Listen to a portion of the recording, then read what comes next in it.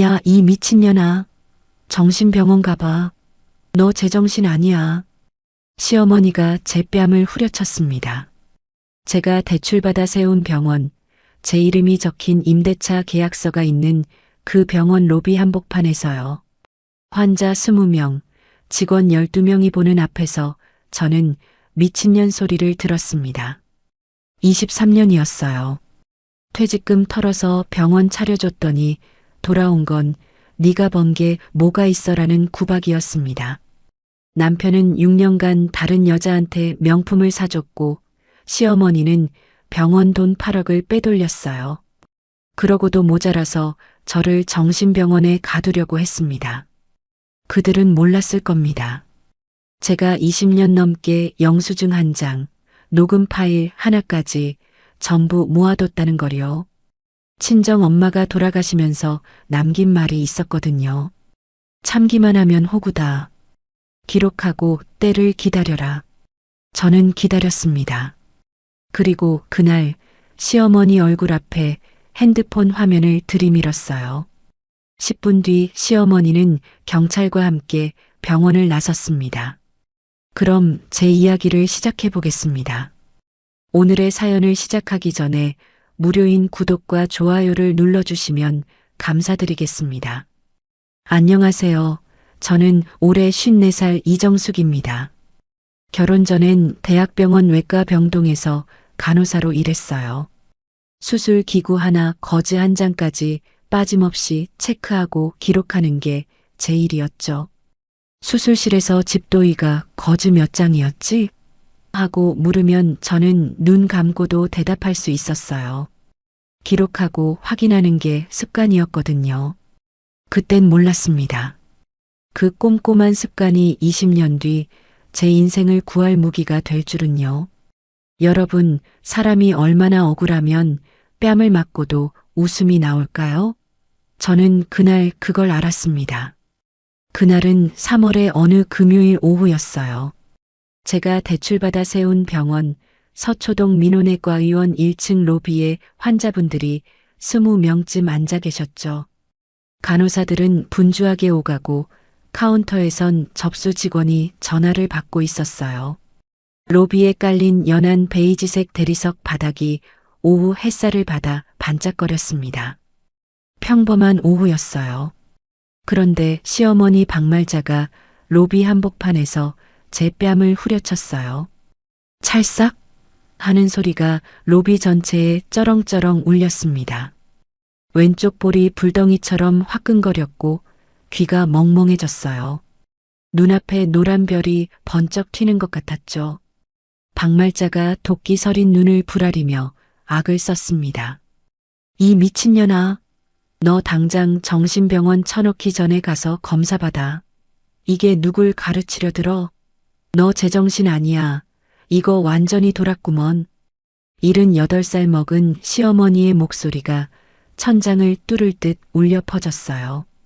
대기실에 앉아 계시던 단골 환자 김할머니가 깜짝 놀라 벌떡 일어나셨고 카운터 신입 직원은 전화기를 든 채 돌처럼 굳어버렸습니다. 간호사들은 자기들끼리 눈짓을 주고받더니 슬금슬금 휴게실로 숨어버렸어요. 로비 전체가 찬물을 끼얹은 듯 조용해졌습니다. 남들 숨소리까지 다 들릴 정도였죠. 여러분, 제 마음이 어땠겠습니까? 그런데 이상하게 눈물이 안 났어요. 오히려 입꼬리가 슥 올라갔습니다. 이 순간을 20년 넘게 기다려왔거든요. 제 손이 부르르 떨렸지만 그건 무서워서가 아니었어요. 드디어 사냥감을 잡았다는 짜릿한 긴장감이었습니다. 시어머니가 왜 이렇게 미쳐 날뛰는지 아세요? 그날 아침 제가 원무과 직원한테 딱 한마디 했거든요. 오늘부터 이 병원 돈 나가는 거, 내 도장 없으면 10원짜리 하나도 못 나가요. 다 내 결제 맡으세요. 이 병원을 세울 때 들어간 돈 4억 원 중에 3억 2천만 원이 생으로 제 돈이었어요. 제 퇴직금 8천만 원에 우리 친정아버지가 35년 동안 기름때 묻혀가며 모은 퇴직금 1억 2천만 원, 거기에 제 이름으로 은행에서 빌린 대출금 1억 2천만 원까지. 건물 계약서에도 분명히 이정숙 제 이름 석자가 박혀 있었습니다. 그러니 주인인 제가 권리를 찾는 건 당연한 일이었죠. 그런데 20년 넘게 병원 돈을 제 쌈짓돈처럼 주무르던 시어머니는 며느리가 주인 행세를 하니까 눈 뒤집힐 수밖에요. 자기 밥그릇이 통째로 날아가게 생겼으니까요. 저는 불타는 뺨을 딱 받쳐들고 조용히 핸드폰을 꺼냈습니다. 그리고 시어머니 콧구멍 앞에 화면을 들이밀었어요. 박말자가 화면을 보더니 얼굴색이 싹 변했습니다. 조금 전까지 숯불처럼 시뻘겋던 얼굴이 종이장처럼 하얗게 질려갔어요. 대바람에 소리치던 입술이 파르르 떨리기 시작했죠. 화면에는 시어머니 개인 통장으로 몰래 빼돌린 병원 돈 8억 원의 내역이 연도별로 아주 낱낱이 정리되어 있었거든요. 2015년 1억 2천, 2017년 1억 5천, 2019년 1억 8천. 숫자가 아주 빼곡했습니다. 그 옆에는 제 남편이라는 인간이 상간녀한테 법인카드로 긁어준 명품 영수증들이 날짜별로 쫙 깔렸죠. 샤넬 100, 430만 원, 불가리 목걸이 650만 원, 디올 원피스 280만 원. 이게 네가 어디서 이런 걸? 박말자가 혀 짧은 소리를 내며 더듬거렸어요. 방금 전까지 기세등등하게 며느리 뺨을 갈기던 그 할망구는 어디 가고 손끝을 덜덜 떨며 뒤걸음질을 쳤습니다. 사실 저는 그날 아침 일찍 경찰서에 미리 다 일러뒀어요. 형사님, 일주일 전에 고소한 사건 말인데요. 돈 빼돌린 사람이 지금 우리 병원에 와 있으니까 당장 와서 잡아가세요. 10분쯤 지났을까요? 경찰 2명이 병원 로비 유리문을 박차고 들어왔습니다. 환자들이 수군거리며 난리가 났죠. 경찰 1명이 시어머니 코앞에 서류를 딱 내밀었습니다. 박말자 씨 횡령 혐의로 고소당하셨습니다. 경찰서 가서 조사받으셔야 하니까 같이 좀 가시죠. 박말자가 발버둥을 치며 난리를 피웠어요. 경찰 팔을 뿌리치며 악을 쓰고 소리를 질렀습니다. 이거나 내 아들 병원인데 내가 내 돈 좀 썩기로 써니 뭐가 어때서. 저 며느리 전현이 미쳐서 생사람 잡는 거야. 경찰 양반 전현이 정신병자라니까. 경찰이 눈썹 하나 까닥 안 하고 차갑게 말했습니다. 아주머니, 일단 경찰서 가서 말씀하시자고요. 가시죠. 그 소란에 2층 원장실에서 남편 최민호가 신발도 제대로 못 신고 뛰어내려왔어요. 계단을 굴러떨어지듯 내려오는 남편 뒤에는 간호부장 김서연이 겁에 질린 얼굴로 따라왔죠. 아, 그 여자요? 남편이랑 6년째 살림 차린 상간녀입니다. 30 중반에 맨날 엉덩이 보일 듯한 짧은 치마 입고 남편한테 원장님, 이거 보세요 하면서 콧소리 내며 달라붙던 년이에요. 최민호가 제 엄마가 끌려가는 걸 보고 저한테 눈을 부릅뜨며 소리쳤습니다. 아, 이정숙, 너 진짜 돌았어? 네가 지금 제정신이야? 우리 엄마한테 이게 무슨 망동이냐고. 저는 그 옆에서 사르르 떨고 있는 김서연을 뱀처럼 노려보며 2번째 서류 봉투를 남편 가슴팍에 퍽 소리 나게 던졌습니다. 김서연이 제 눈을 피하며 고개를 푹 숙이더군요. 당신이랑 저 뒤에 붙어있는 년 둘이 속닥거린 거 여기 다 들어있어. 6년치 싹 다. 아주 구구절절하더라. 한번 읽어봐. 최민호의 얼굴도 시어머니처럼 순식간에 시퍼렇게 죽었습니다. 봉투 안에는 둘이 침대에서 찍은 사진부터 오빠 사랑해, 우리 아기한테 좋은 거 사주자 하며 법인카드 긁어댄 내역이 고스란히 들어있었거든요. 경찰차 뒷좌석에 처박히면서 시어머니가 유리창 너머로 입을 쩍 벌렸어요. 소리는 안 들렸지만 저는 다 알 수 있었습니다. 정수가, 제발, 살려줘. 정수가. 저는 그 비참한 꼴을 보면서 23년 전 이 지옥 같은 집구석에 시집 온 첫날을 떠올렸어요. 그때 저는 29살, 참 예쁠 때였죠. 대학병원 외과 병동에서 눈코 뜰 새 없이 일하다가 전공의 2년 차이던 최민호를 만났어요. 최민호는 1년 넘게 비가 오나 눈이 오나 제 뒤만 졸졸 따라다녔습니다. 당직 설 때면 식을까봐 품에 안고 온 떡볶이를 내밀며 말했죠. 정숙 씨, 나 진짜 가진 거 없어요. 우리 엄마 고생만 하며 나 키우셨거든요. 근데 나 정숙 씨만 있으면 세상 무서울 게 없어요. 우리 잘 살 수 있어요. 그 순진해 보이는 웃음에 홀딱 넘어갔습니다. 가난해도 성실하면 장땡이라 생각했죠. 밤샘 수술 마치고 피곤해하는 제 손을 꼭 잡던 그 손길이 진짜 사랑인 줄 알았어요. 그런데 첫 상견례 날 시어머니라는 작자가 저를 훑어보는 눈빛부터가 틀려먹었더라고요. 간호사 주제에 의사 꼬셔서 팔자 한번 고쳐보겠다고? 너 아주 개 탔구나. 입술을 비쭉거리며 제가 밤잠 설쳐가며 준비한 과일 바구니는 발로 툭 밀어버리더군요.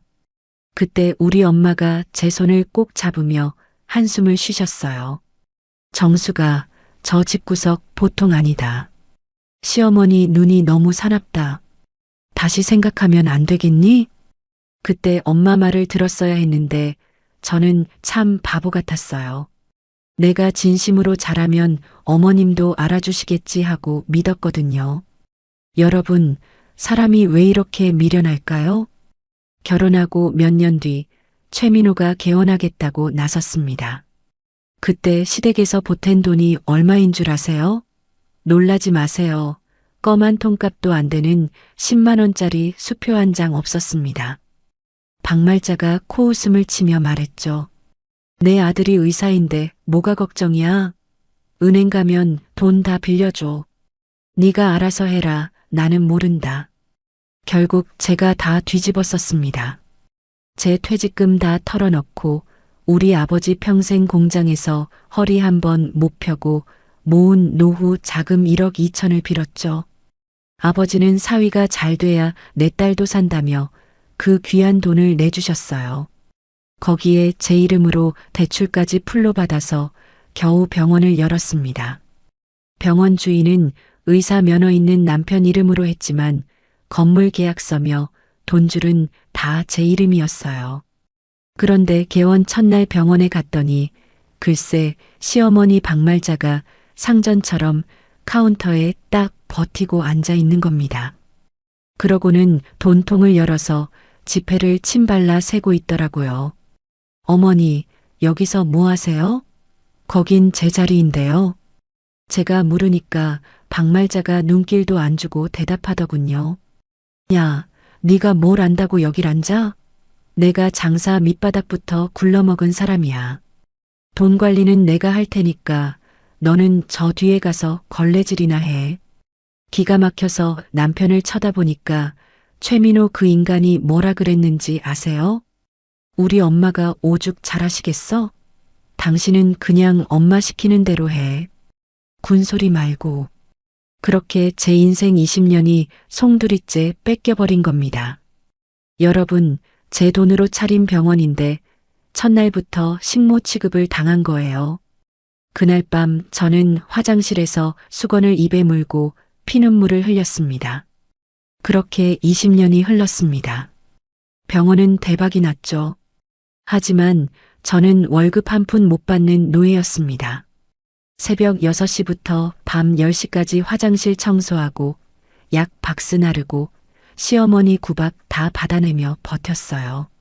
시어머니는 밥 먹을 때마다 제 가슴에 대못을 박았습니다. 너는 우리 아들 아니었으면 길바닥에서 굶어 죽었어. 어디서 밥그릇을 내밀어?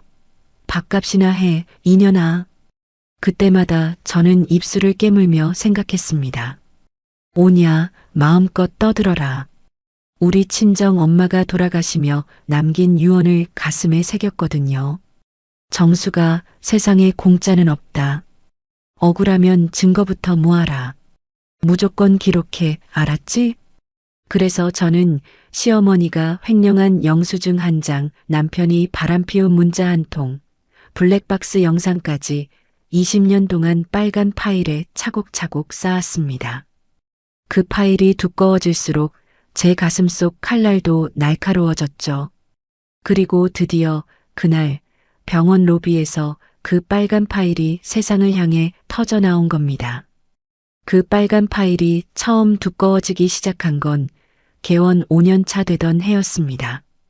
병원이 자리를 잡으면서 환자가 부쩍 늘었어요. 하루에 80명, 많을 때는 100명도 넘게 오셨죠. 대기실 의자가 모자랄 정도였습니다. 연매출이 10억을 넘기면서 시어머니 눈이 반짝거리기 시작했어요. 어느 날 저녁 시어머니가 식탁에 서류 뭉치를 탁 내려놓았습니다. 민호야, 병원 키워야지. 강남역 쪽에 좋은 자리 나왔어. 300평짜리. 저는 깜짝 놀라서 서류를 들여다봤어요. 강남역 근처 신축 빌딩 임대차 계약서였습니다. 보증금 5억, 월세 2천만 원. 인테리어 비용까지 합치면 8억은 좋게 들어갈 규모였죠. 어머니, 이건 저한테 한마디 상의도 없이. 제가 말을 꺼내자마자 박말자가 손을 내저었어요. 네가 뭘 알아? 사업은 타이밍이야. 좋은 자리는 금방 나가. 최민호도 거들었습니다. 어머니 말씀이 맞아. 병원 키우면 다 네 거잖아. 제 의견은 아무도 묻지 않았어요. 이미 계약금 5천만 원을 걸어놓은 뒤였습니다.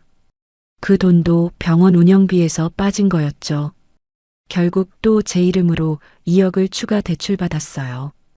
은행에서 서류에 도장 찍을 때 손이 떨렸습니다. 이미 1억 2천만 원 빚이 있는데 2억을 더 지는 거잖아요. 한 달 이자만 150만 원이 넘었어요. 그런데 새 병원 상가 임대차 계약서에는 또 제 이름이 들어갔고 돈 관리는 여전히 시어머니가 쥐고 있었습니다. 여러분, 제 마음이 어땠겠습니까? 빚은 제 이름으로 지고 돈은 시어머니가 만지고 저는 그냥 도장 찍는 기계였어요. 새 병원으로 이전하면서 직원을 더 뽑았는데 그때 시어머니가 직접 데려온 사람이 있었습니다. 민호야, 간호부장으로 좋은 애 구했어. 서연이라고, 일 잘해. 김서연이라는 여자였어요. 30살, 큰 눈에 긴 생머리. 첫날부터 남편한테 찰싹 붙어 다녔습니다. 원장님, 커피 내렸어요. 원장님, 점심 뭐 드실래요? 제가 주문할게요. 쉴 새 없이 원장님 거렸죠. 시어머니는 그 모습을 흐뭇하게 바라보면서 이렇게 말했어요. 서연이는 참 알아서 잘해. 눈치도 빠르고. 저한테는 한 번도 안 하던 칭찬이었습니다. 김서연이 오고 나서 이상한 일이 생겼어요. 남편이 갑자기 야근이 잦아졌습니다. 일주일에 서너 번은 밤 10시, 11시에 들어왔죠. 오늘도 야근이야? 제가 물으면 최민호는 귀찮다는 듯이 대답했어요. 환자가 많으니까 어쩔 수 없지. 잔소리 좀 그만해. 주말에도 학회 간다. 선배 만난다 하며 집을 비웠습니다. 그러더니 저와 눈을 잘 안 마주치기 시작했어요. 밥 먹을 때도 핸드폰만 들여다보고 말을 걸어도 건성으로 대답했죠. 그해 겨울 결정적인 일이 생겼습니다. 저는 매달 법인카드 명세서를 정리하는 일을 했어요.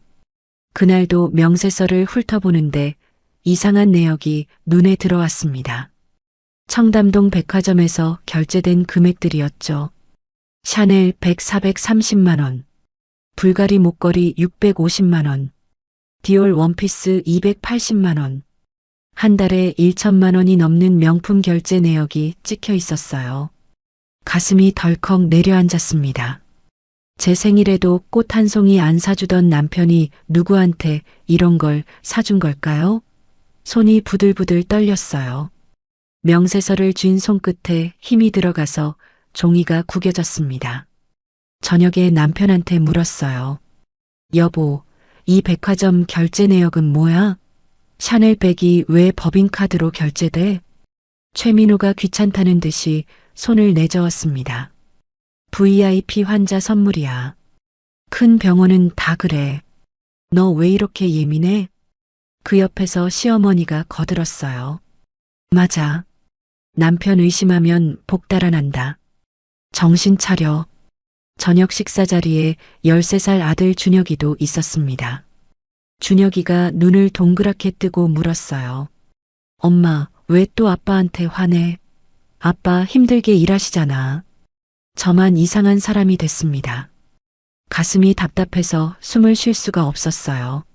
며칠 뒤 남편이 샤워하러 들어간 사이에 거실에 놓인 남편 핸드폰에 카카오톡 알림이 떴습니다. 무심코 눈길이 갔는데 심장이 멎는 줄 알았어요. 오빠 오늘 선물 너무 예뻐. 사랑해. 발신자 이름은 서연이었습니다. 저는 손이 떨렸지만 침착하게 제 핸드폰을 꺼내서 그 화면을 사진으로 찍어뒀어요. 그날 이후로 저는 기회가 될 때마다 남편 핸드폰을 확인했습니다. 카카오톡 대화 내용을 하나하나 캡처해뒀죠. 오빠 보고 싶어. 오늘 저녁에 만나자. 우리 단둘이. 우리 아가한테 좋은 거 해주고 싶어. 그 아가라는 단어를 봤을 때 눈앞이 캄캄해졌습니다. 임신이라는 건가? 제 손톱이 손바닥에 박히도록 주먹을 쥐었어요. 결정적으로 남편 핸드폰에 저장된 택배 송장 사진을 발견했습니다. 명품 배송지가 전부 역삼동 한 오피스텔 주소로 찍혀 있었어요. 검색해보니 월세 350만 원짜리 고급 오피스텔이었습니다. 어느 금요일 밤 10시 저는 그 오피스텔 앞으로 갔어요. 주차장을 확인했더니 남편 차와 김서연 차가 나란히 주차되어 있었습니다. 검은색 아우디 2대가 사이좋게 붙어 있었죠. 저는 차 번호판이 선명하게 나오도록 사진을 여러 장 찍어뒀어요. 손이 떨려서 초점이 안 맞았지만 꾹 참고 다시 찍었습니다. 3월 차가운 밤바람이 뺨을 스쳤는데 그 추위가 느껴지지 않았어요. 온몸이 분노로 달아올라 있었거든요. 다음 날 저는 그 증거 사진들을 남편 앞에 내밀었습니다. 이게 뭐야? 왜 당신 차가 김서연 차랑 같이 있어? 최민호가 눈을 피하며 말했어요. 환자 상담하러 간 거야. 내 생각이 너무 심하다. 예민한 거 아니야? 되려 저를 이상한 사람 취급했습니다. 그날 밤 저는 안방 문 밖에서 시어머니와 남편이 나누는 대화를 엿들었어요. 민호야, 서연이 좋은 애야.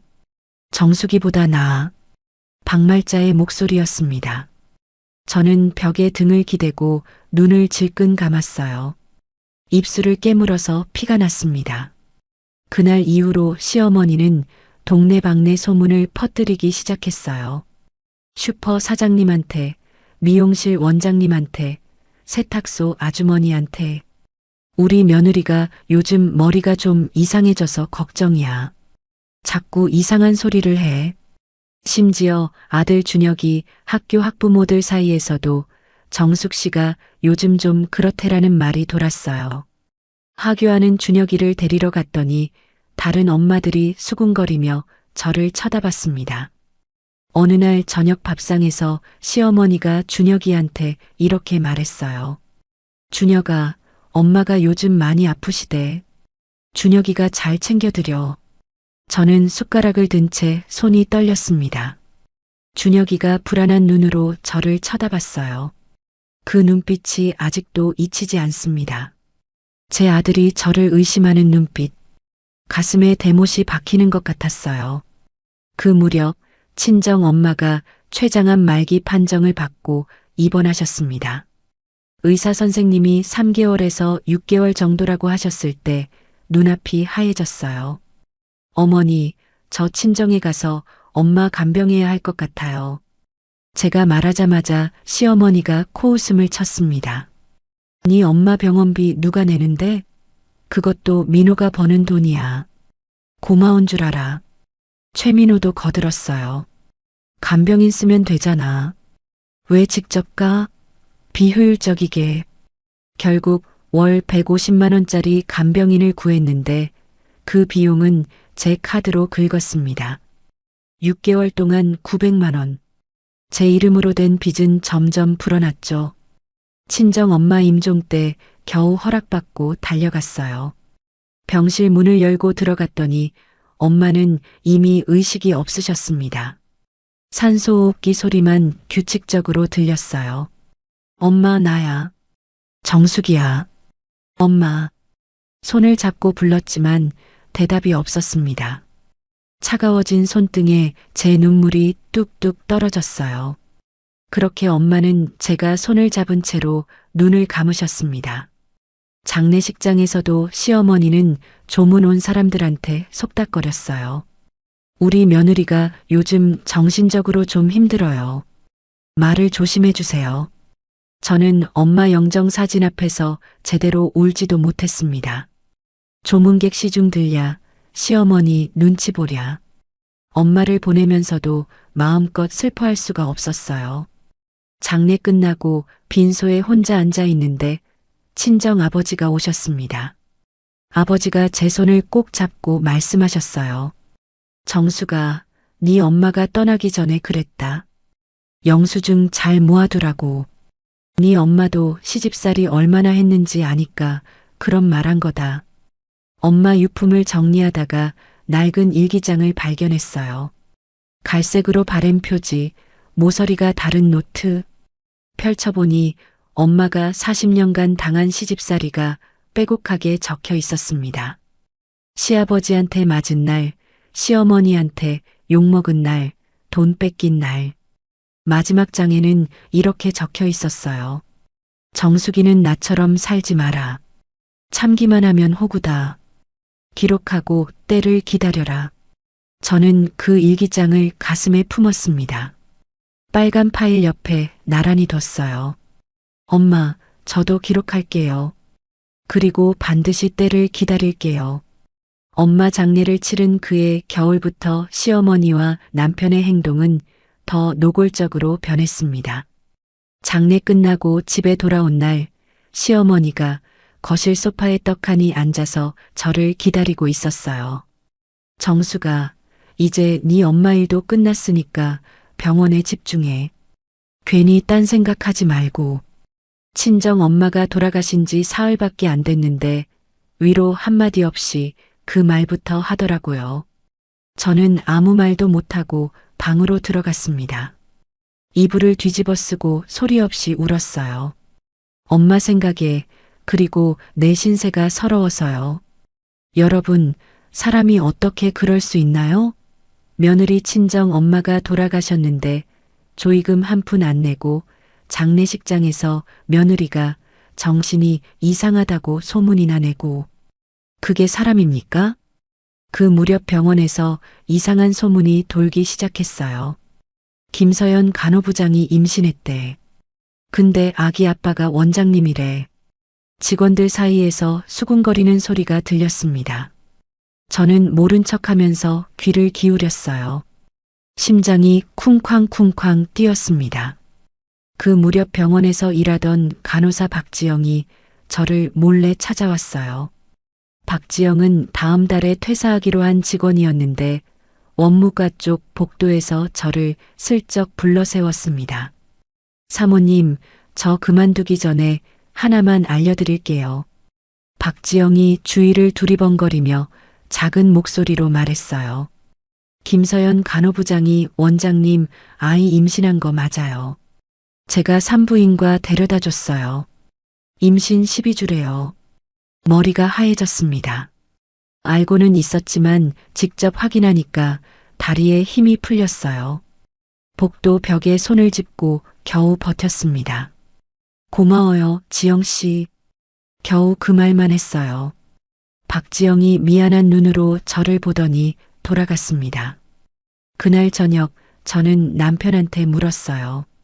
여보, 김서연이 임신했다는 소문이 있던데. 사실이야? 최민호가 젓가락을 탁 내려놓았습니다. 또 시작이야? 내 생각이 점점 심해진다. 이러다 진짜 병원 가봐야 하는 거 아니야? 되려 저한테 소리를 질렀어요. 시어머니가 옆에서 혀를 끌끌 찼습니다.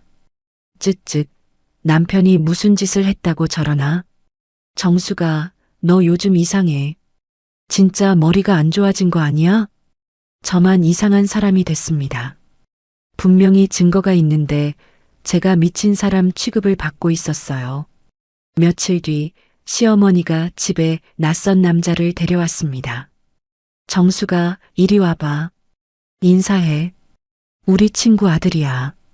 조연수 선생님, 정신과 의사셔.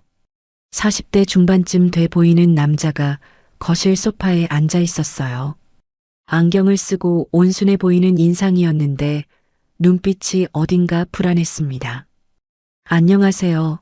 어머니한테 말씀 많이 들었어요. 조연수가 저를 위아래로 훑어보며 말했습니다.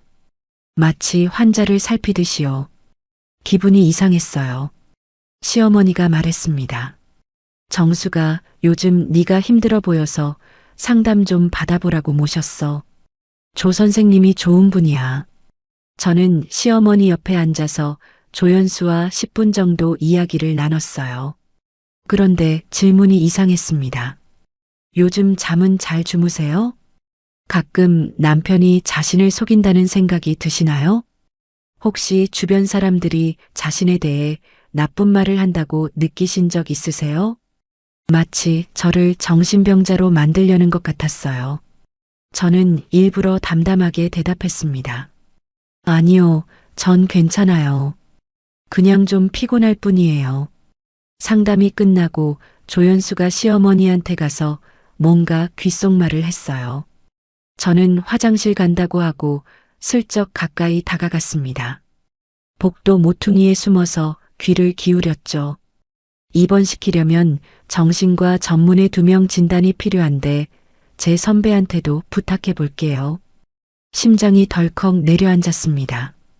이 사람들이 저를 정신병원에 가두려는 거였어요. 온몸에 소름이 돋았습니다. 손발이 차가워졌어요. 그날 밤 저는 방에 틀어박혀서 조연수를 검색해 봤어요. 한참을 뒤지다가 놀라운 걸 발견했습니다.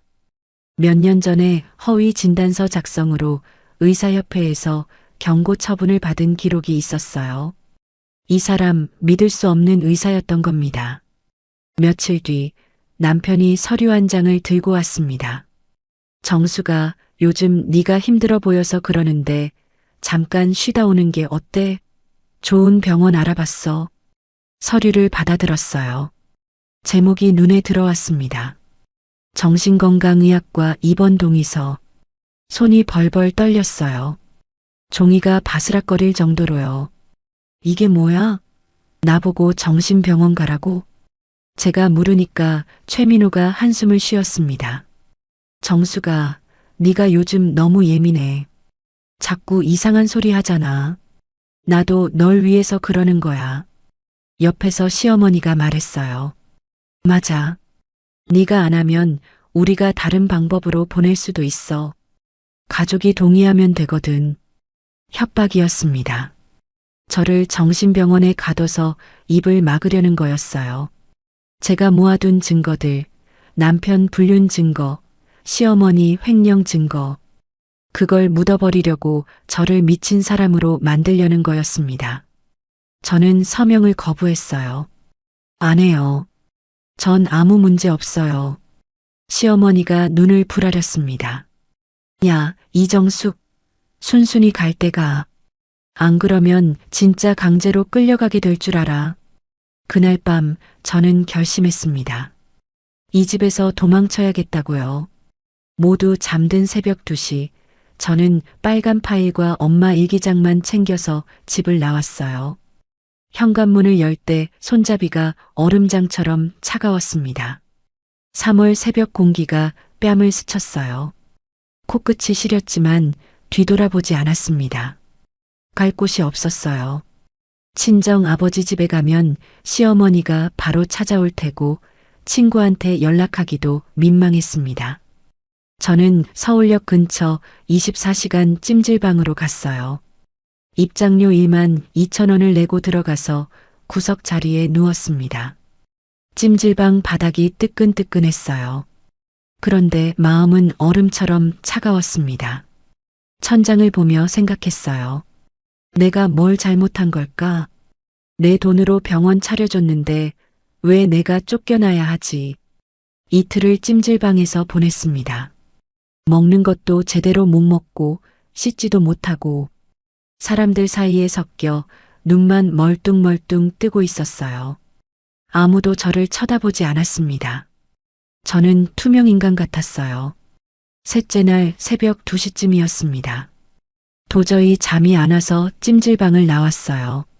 정처 없이 걷다 보니 한강 반포대교 위에 서 있었습니다. 3월의 강바람이 매서웠어요.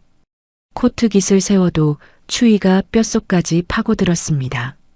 난간에 기대어 아래를 내려다봤어요. 검은 강물이 출렁거렸습니다. 여기서 뛰어내리면 다 끝나겠지. 그 생각이 머리를 스쳤어요. 손으로 차가운 난간을 잡았습니다. 철제 난간의 싸늘한 감촉이 손바닥에 느껴졌어요. 아들 준혁이 얼굴이 떠올랐습니다. 그런데 바로 이어서 생각했어요. 그래봤자 준혁이도 나를 이상한 사람이라고 생각하잖아. 할머니 말만 듣고 나를 의심하는 눈으로 보잖아. 내가 없어지면 오히려 편하겠지. 난간을 더 세게 붙잡았습니다. 그때 뒤에서 목소리가 들렸어요. 저기요, 괜찮으세요? 뒤돌아보니 검은 코트를 입은 40대 여자가 서 있었습니다. 단발머리에 날카로운 인상이었는데 눈빛은 따뜻했어요. 괜찮아요? 여자가 다시 물었습니다. 저는 대답하지 못하고 입술만 달싹거렸어요. 여자가 천천히 다가와서 제 팔을 부드럽게 잡았습니다. 일단 저쪽에 앉아요. 좀 춥네요. 저는 끌려가듯이 다리 옆 벤치로 갔어요. 여자가 옆에 앉았습니다. 저도 15년 전에 이 다리 위에 섰던 적 있어요. 여자가 조용히 말했어요. 저는 그 말에 고개를 돌려 여자를 쳐다봤습니다. 저는 한소율이에요. 변호사예요. 왜 이 밤에 여기 계세요? 변호사라는 말에 긴장이 조금 풀렸어요. 저도 모르게 입이 열리기 시작했습니다. 20년 넘게 당한 일들이 쏟아져 나왔어요. 시어머니한테 돈 뺏긴 것, 남편 바람, 정신병원 보내려 한 것, 친정 엄마 장례식장에서까지 망신당한 것. 한소율 변호사는 새벽 바람을 맞으며 끝까지 제 얘기를 들어줬어요. 한 번도 말을 자르지 않았습니다. 얘기를 다 듣더니 한소율 변호사가 물었어요. 혹시 그 시어머니 이름이 박말자예요? 저는 깜짝 놀라서 한소율 변호사를 쳐다봤습니다. 어떻게 아세요? 한소율 변호사가 씁쓸하게 웃었어요. 저 15년 전에 박말자한테 3억짜리 투자 사기 당했어요. 전 재산 날렸죠. 저는 입이 딱 벌어졌습니다. 세상에 이런 우연이 있을까요? 한소율 변호사가 말을 이었습니다. 당시에는 증거가 없어서 고소도 못했어요. 남편이랑 이혼하고 아이 양육권도 뺏기고 그래서 저도 이 다리 위에 섰었어요. 근데 그때 지나가던 택시 기사가 신고해서 살았어요. 한소율 변호사가 먼 곳을 바라보며 말했어요. 살아남고 나서 결심했어요. 복수하겠다고. 35에 법학전문대학원 들어가서 늦깎이 변호사 됐어요. 박말자를 고소하려고 했는데 15년이 지나니까 증거도 없고 공소시효도 끝나서 방법이 없었어요. 저는 할 말을 잃었습니다. 이 사람도 저처럼 박말자한테 당한 피해자였던 거예요. 한소율 변호사가 제 눈을 똑바로 쳐다보며 물었습니다. 혹시 증거 있어요? 저는 품에 안고 있던 빨간 파일을 꺼냈어요. 20년 넘게 모아둔 영수증, 통장 내역, 카카오톡 캡처본이 빼곡하게 들어있는 파일이었습니다. 한소율 변호사가 파일을 받아들고 한 장 한 장 넘겨봤어요. 가로등 불빛 아래서 눈을 반짝였습니다. 이거면 충분해요. 아니, 충분한 게 아니라 완벽해요. 저는 그 말에 눈물이 왈칵 쏟아졌어요. 한소율 변호사가 제 손을 잡았습니다. 내가 무료로 도와줄게요. 당신이 그 집안 무너뜨리면 내 15년 한도 풀리는 거니까. 그날 새벽 한강 근처 24시간 편의점 앞 테이블에서 우리는 해가 뜰 때까지 얘기를 나눴어요. 차가운 캔커피를 손으로 감싸 쥐고 서로의 이야기를 들었습니다. 하늘이 점점 밝아지기 시작했을 때 저는 처음으로 생각했어요. 살아야겠다. 이 사람들에게 복수하고 내 인생을 되찾아야겠다. 한소율 변호사를 만난 다음 날 저는 서초동에 있는 한 변호사 사무실을 찾아갔습니다. 사무실은 10평 남짓한 작은 공간이었어요. 창가에 화분 몇 개가 놓여 있었고 벽에는 변호사 자격증이 액자에 담겨 걸려 있었습니다. 한소율 변호사가 커피를 내려주며 말했어요. 자, 어디 한번 볼까요? 그 빨간 파일이요. 저는 품에서 파일 2권을 꺼내 책상 위에 올려놓았습니다. 20년 넘게 모아둔 영수증들, 통장 내역서, 복사본, 법인카드 명세서, 카카오톡 캡처본. 종이가 빼곡하게 들어차 있어서 파일이 두툼했어요. 한소율 변호사가 3시간 동안 꼼꼼하게 살펴봤습니다. 한 장 한 장 넘기면서 중요한 부분에는 형광펜으로 표시를 했어요. 저는 옆에 앉아서 손을 꼭 쥐고 기다렸습니다. 마침내 한소율 변호사가 고개를 들었어요. 이 정도면 횡령으로 고소 가능해요. 시어머니가 10년 동안 병원 돈 8억을 빼돌린 게 숫자로 딱 나와요. 가슴이 두근거렸습니다. 근데 타이밍이 중요해요. 한소율 변호사가 진지한 표정으로 말했어요. 저쪽에서 먼저 당신을 정신병원에 넣으면 곤란해요. 정신 이상자가 고소한 거라고 뒤집을 수 있거든요. 저는 고개를 끄덕였습니다. 맞는 말이었어요. 그래서 일단 당신이 정신적으로 멀쩡하다는 걸 공식 기록으로 남겨야 해요. 한소율 변호사 조언대로 저는 서울대학교병원 정신건강의학과를 찾아갔습니다. 종합심리검사와 정신과 전문의 면담을 받았어요. 검사만 4시간이 넘게 걸렸습니다. 이상한 그림 보고 뭐가 떠오르는지 말하고 긴 질문지에 답하고 의사 선생님이랑 1시간 넘게 대화했어요. 일주일 뒤 결과가 나왔습니다. 검사 결과서를 받아든 손이 떨렸어요. 어떠한 정신질환도 발견되지 않음. 저는 그 문장을 몇 번이고 다시 읽었습니다. 눈물이 왈칵 쏟아졌어요. 내가 미친 게 아니었구나. 내가 정상이었구나. 한소율 변호사에게 결과서를 보여주니까 한소율 변호사가 웃었습니다. 이거 중요해요. 나중에 저쪽에서 가짜 진단서 들고 나오면 이걸로 반박할 수 있어요. 그 다음 단계는 안전한 거처를 마련하는 거였어요. 일단 집에서 나와야 해요. 별거 상태를 만들어야 나중에 이혼 소송에서도 유리해요. 한소율 변호사 조언대로 저는 신림동에 원룸을 구했습니다. 보증금 1천만 원에 월세 50만 원짜리 작은 방이었어요. 친정 아버지한테서 보증금을 빌렸습니다. 정수가 왜 갑자기 방을 구하니? 아버지가 걱정스러운 눈으로 물으셨어요. 아버지, 저 좀 혼자 있어야 할 것 같아요. 자세한 건 나중에 말씀드릴게요. 아버지는 더 묻지 않으셨습니다. 그냥 통장에서 1천만 원을 인출해서 제 손에 쥐어주셨어요. 아버지의 손이 거칠고 갈라져 있었습니다. 35년 동안 공장에서 일하신 손이었죠. 원룸으로 짐을 옮기는 날 16살 아들 준혁이한테 전화했습니다. 준혁아, 엄마가 잠깐 할 일이 있어서 따로 사는 거야. 금방 돌아갈게. 전화기 너머로 준혁이 목소리가 들렸어요. 엄마, 아빠가 엄마 머리 이상하다고 했는데 진짜야? 가슴이 찢어지는 것 같았습니다. 입술을 깨물었어요. 피가 날 것 같았지만 꾹 참았습니다. 아니야, 준혁아. 엄마 멀쩡해. 걱정하지 마. 전화를 끊고 한참을 울었어요. 원룸 바닥에 주저앉아서 소리 없이 눈물을 흘렸습니다. 별거를 시작하고 병원 출근도 끊었더니 소식이 들려왔어요. 병원 간호사 중에 저한테 호의적이던 막내 김유진이 몰래 카카오톡을 보내왔습니다. 사모님, 시어머니가 드디어 미친년이 알아서 나갔네라고 했대요.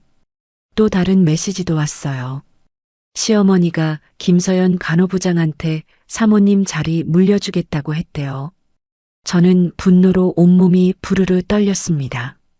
내 돈으로 세운 병원인데 내가 쫓겨난 자리에 불륜녀가 앉는다고요. 한소율 변호사에게 이 사실을 알리니까 한소율 변호사가 말했어요. 저쪽이 방심할 때가 기회예요. 우리는 조용히 준비하면 돼요. 증거 정리를 하다 보니 부족한 게 있었습니다. 시어머니가 빼돌린 돈이 정확히 얼마인지 알려면 병원 회계장부가 필요했어요. 그때 마침 연락이 왔습니다. 3년 전 병원에서 부당에 고당했던 전 원무과장 이미숙 씨였어요. 이사모님, 저 이미숙이에요. 혹시 시간 되세요? 이미숙 씨를 만났습니다. 서울역 근처 커피숍에서요. 50대 초반의 이미숙 씨는 머리에 흰머리가 많이 섞여 있었어요. 얼굴에 피곤이 가득했습니다. 사모님, 제가 3년 전에 해고당한 거 기억하세요? 이미숙 씨가 커피잔을 두 손으로 감싸주며 말했어요. 시어머니가 병원 돈을 자기 통장으로 빼돌리는 걸 제가 눈치챘어요. 이러시면 안 됩니다라고 했더니 다음날 바로 해고됐죠. 저는 고개를 끄덕였습니다. 그때 일이 기억났어요. 갑자기 이미숙 씨가 그만둬서 이상하다고 생각했었거든요. 이미숙 씨가 가방에서 서류 뭉치를 꺼냈습니다. 해고당할 때 억울해서 회계자료 일부를 몰래 복사해뒀어요. 이거 도움이 될까요? 저는 서류를 받아들었습니다. 손끝이 떨렸어요. 이미숙 씨, 정말 고마워요. 이미숙 씨가 고개를 저었어요. 저도 증언할게요. 그 집안이 며느리한테 한 짓 제가 다 봤어요. 사모님이 얼마나 고생하셨는지. 이미숙 씨가 가져온 회계 자료와 제가 모아둔 통장 내역을 대조해 봤습니다. 한소율 변호사랑 밤새 자료를 정리했어요. 결과가 나왔습니다. 시어머니가 10년 동안 원장 경비, 운영 잡비 명목으로 병원 수익 중 8억을 자기 통장으로 빼돌린 게 숫자로 딱 맞아떨어졌어요. 2015년에 1억 2천만 원, 2017년에 1억 5천만 원, 2019년에 1억 8천만 원, 2021년에 1억 7천만 원. 나머지는 소소하게 빠져나간 돈들이었습니다. 한소율 변호사가 말했어요. 이 정도면 확실해요. 근데 시어머니가 당신을 정신 이상자로 만들려고 가짜 진단서 준비했을 수 있으니까 그것도 조사해 봐야 해요. 한소율 변호사가 정신과 의사 조연수를 조사했습니다. 놀라운 사실이 나왔어요.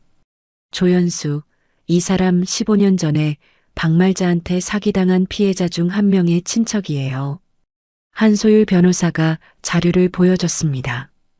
박말자가 그때 조연수가 연루된 증거를 쥐고 있어서 약점으로 잡고 부려먹고 있는 것 같아요. 저는 할 말을 잃었습니다. 시어머니가 조연수를 협박해서 가짜 진단서를 쓰게 한 거였어요.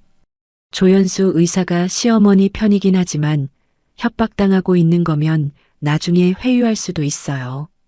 한소율 변호사가 전략을 세웠습니다. 모든 준비가 끝나갈 무렵 문제가 생겼습니다. 아들 준혁이한테서 전화가 왔어요. 엄마, 할머니가 엄마 병원 가봐야 한다는데 나도 그런 것 같아. 가슴이 무너졌습니다. 내 아들이 나를 미친 사람이라고 생각하는 거였어요.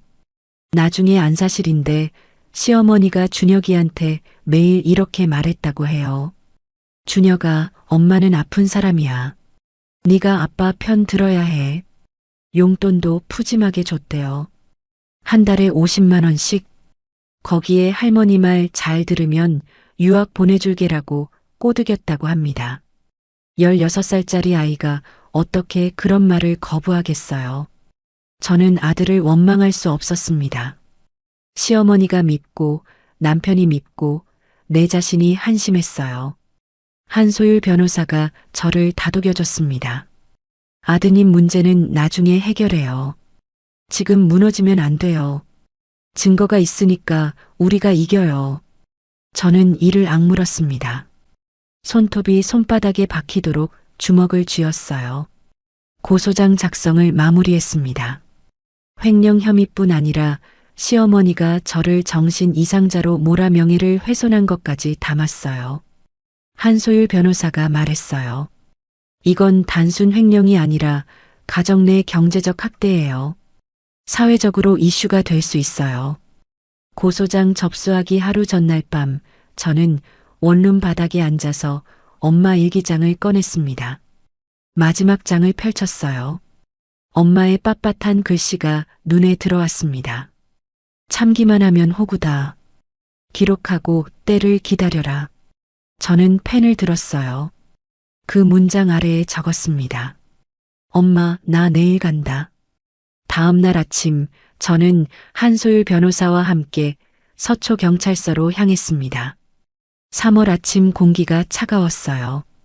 코끝이 시렸지만 발걸음은 가벼웠습니다. 20년 넘게 모은 증거가 담긴 빨간 파일을 품에 안고 경찰서 계단을 올랐어요. 한 계단, 두 계단. 계단 위에서 햇살이 쏟아져 내렸습니다. 고소장이 접수되고 열흘 뒤 경찰에서 연락이 왔습니다. 이정숙 씨, 피고소인 박말자 씨를 소환했습니다. 조사 진행 중이에요. 전화를 끊고 저는 한참을 멍하니 앉아 있었어요. 20년 넘게 기다리던 일이 시작된 거였습니다. 한소율 변호사가 말했어요. 이제 시작이에요. 곧 저쪽에서 연락 올 거예요. 정말 그날 저녁 시어머니에게서 전화가 왔습니다. 핸드폰 화면에 시어머니라는 글자가 떴을 때 심장이 쿵 내려앉았어요. 손가락이 떨렸지만 통화 버튼을 눌렀습니다. 야, 이정숙. 이게 무슨 짓이야. 당장 고소 취하해. 시어머니가 악을 썼어요. 귀가 찢어질 것 같았습니다. 20년 동안 듣던 그 목소리. 저를 짓밟던 그 목소리. 저는 아무 말 없이 전화를 끊어버렸습니다. 손이 떨렸지만 기분은 시원했어요. 그 뒤로 남편한테서도 전화가 쏟아졌습니다. 하루에 10통도 넘게요. 정수가, 우리 얘기 좀 하자. 이혼하고 싶으면 해줄게. 제발 어머니 고소만 취하해. 문자도 왔어요. 정수가, 제발. 어머니가 연세가 있으신데 경찰서에 끌려가시면 어떡해.